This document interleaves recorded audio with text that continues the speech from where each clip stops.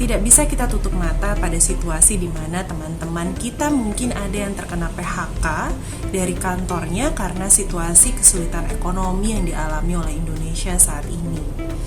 Dalam situasi seperti ini, tentunya uluran tangan kita untuk membantu orang lain di sekitar kita menjadi penting. Meskipun demikian, ada orang-orang yang merasa bingung mau menolong seperti apa ya bagi orang lain. Nah, bagi kita mengalami ini, mungkin saya jadinya ingin mengajak teman-teman untuk berefleksi kembali terhadap kemampuan teman-teman untuk menyayangi diri sendiri. Kenapa jadi menyayangi diri sendiri? Karena ketika kita mampu menyayangi diri kita dengan baik, kita jadi lebih mampu untuk berbagi dengan orang lain. Kalau teman-teman punya pengalaman naik pesawat dan mendengarkan instruksi di pesawat mengenai bagaimana cara memasangkan masker oksigen ke anak yang berada di sebelah kita, nah teman-teman mungkin akan belajar bahwa pasang dulu maskernya di kita, baru pasang ke teman kita tersebut atau anak kita tersebut. Jadi intinya sebelum kita menolong orang lain, kita harus bisa memastikan bahwa diri kita dalam kondisi yang baik dan mampu untuk menolong orang lain tersebut. Nah, caranya adalah dengan menyayangi diri kita dulu. Kita peduli dulu dengan apa yang terjadi pada diri kita. Kalau mendengar ucapan aku sayang kamu, itu mungkin sudah biasa kita dengar sehari-hari. Tetapi kalau dengar ucapan aku sayang diriku sendiri, saya tidak yakin sebulan sekali kita biasa mendengarnya. Nah, dalam hal ini kita perlu belajar untuk menyayangi diri sendiri. Jadi sebelum menyayangi orang lain ataupun menengok pada orang lain untuk membantunya, belajar dulu untuk membantu diri sendiri. Mulai dari apa? Mulai dari menghadapi masalah yang kita miliki. Jadi kalau ada masalah, kita cari sumbernya dan coba atasi permasalahan tersebut.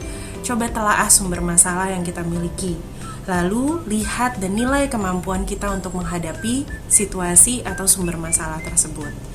Kita bisa di sini melihat lebih jauh mengenai kemampuan kita. Apakah kita butuh bantuan orang lain atau kita bisa mengatasinya sendiri?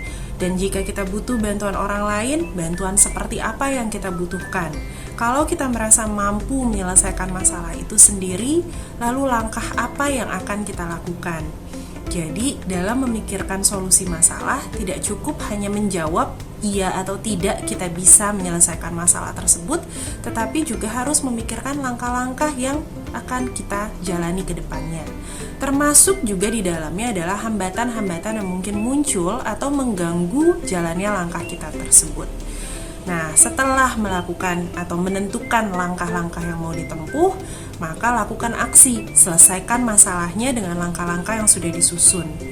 Kalau misalnya belum berhasil, jangan buru-buru menilai bahwa saya gagal, saya memang tidak mampu. Jangan-jangan bukan masalah mampu atau tidak, tetapi implementasi langkahnya yang kurang tepat. Jangan-jangan bukan masalahnya pada diri kita, tetapi kita lupa menimbang ada faktor lingkungan yang mempengaruhi langkah kita dalam menyelesaikan masalah tersebut.